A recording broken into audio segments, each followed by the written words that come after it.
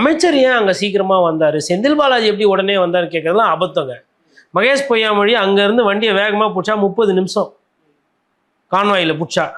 செந்தில் பாலாஜி சாதாரணமாகவே அவர் தொகுதியில் எதனா ஒன்றுனா உடனே போகக்கூடிய தன்மை படைத்தவர். அதனால தான் அவர் இப்போ நான் சொல்கிறேங்க, செந்தில் பாலாஜி நீங்கள் அவரை வந்து அரசியல் ரீதியாக இல்லை வழக்காடு மன்றத்தில் தான் நீங்கள் பிடிக்க முடியும். அரசியல் ரீதியாக அவர் கிட்டேயே போக முடியாது. எல்லா தகுடு தத்துவம் வேலையும் தெரிஞ்சவர் செந்தில் பாலாஜி. சுயேட்சையானா கூட கரூரில் ஜெயிக்கக்கூடிய சக்தி படைத்தவர். இது நல்ல அரசியல் இல்லை. ஆனால் கள நிலவரத்தை நான் சொல்கிறேன், நீங்கள் அப்படி எதிர்கொள்ளணும். அதை விட்டுட்டு யாரோ தள்ளி யாரோ பண்ணலை, உங்கள் கூட்டத்துக்குள்ளே நடந்தது. இதுக்கு எப்படிங்க செந்தில் பாலாஜி பொறுப்பாவார்? எதுக்கு நீங்கள் எதுக்கு மொட்டை தலைக்கும் முழங்காலுக்கும் முடிச்சு போடுறீங்க? எதுக்கு செந்தில் பாலாஜி சீக்கிரமாக வந்தது செந்தில் பாலாஜி தப்பா?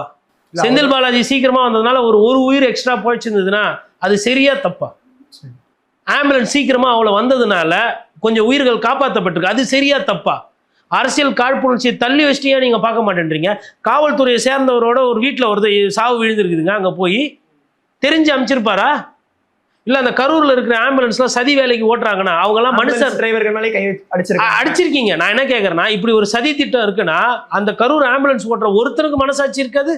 இல்லை ஒரு திமுக காரன் இது தப்பு, இதெல்லாம் வந்து ஏன்னா கூட்டத்தில் அவன் குடும்பத்தில் சேர்ந்தவனும் விஜய் கூட்டத்துக்கு போயிருப்பான். ஓட்டு மாற்றி போட்டாலும் பரவாயில்ல, நான் விஜயை போய் பார்க்கணும், விஜய்க்கு உண்டானதுன்னு சொல்லிட்டு போயிருப்பாங்க. கரூர் மக்களுக்கு இது என்ன போயிருக்காதா? கசிஞ்சிருக்காதா? சரி, நான் என்ன கேட்குறேன்னா, அங்கே கிட்டத்தட்ட ஒரு 30 பத்திரிகையாளர்கள் போய் கவர் பண்ணாங்க. 30 பத்திரிகையாளர்கிட்ட ஒருத்தன் கண்ணில் கூட ஒருத்தன் கேமராவில் கூட இது சிக்கலையா? நீங்களே வந்து 5-6 ட்ரோன் வச்சு ஃபோட்டோ எடுத்தீங்களா ஹை ரெசல்யூஷனில்? அதில் அது வரலையா? கத்தியை வச்சுருந்தான்றீங்க, கல்லத்து அச்சான்றீங்க, செருப்பு தூக்கி போட்டது உண்மை, செருப்பு போகுது. ஒருவேளை கோவத்தில் கூட இந்த சத்தத்தில் அட்டென்ஷன் சீக்கிங் கூட பண்ணியிருக்கலாம், இல்லை திட்டமிட்டு திமுக காரனே பண்ணியிருக்கலாம். அரசியல் பேசுறதுக்கு இது நேரம் இல்லை. நீங்கள் இது மாதிரி ஒரு த்ரெட் இருக்குன்றது உங்களுக்கு காமன் சென்ஸே இல்லையே. 30,000 பேர் கூடுனா தள்ளுமுள்ளாவும் அங்கே சாவு வருன்றது புரிதலே இல்லையே. இதற்கு முன்னாடி சிம்டம்ஸ் கொடுத்துருக்குல்ல, மயக்காட்சி விழுந்திருக்காங்கல்ல, மருத்துவமனைக்கு போயிருக்காங்கல்ல, டசனாக போயிருக்காங்கல்ல. அன்னைக்கு சாவாதது உங்கள் நல்ல நேரம், இல்லை அவங்களோட நல்ல நேரம்.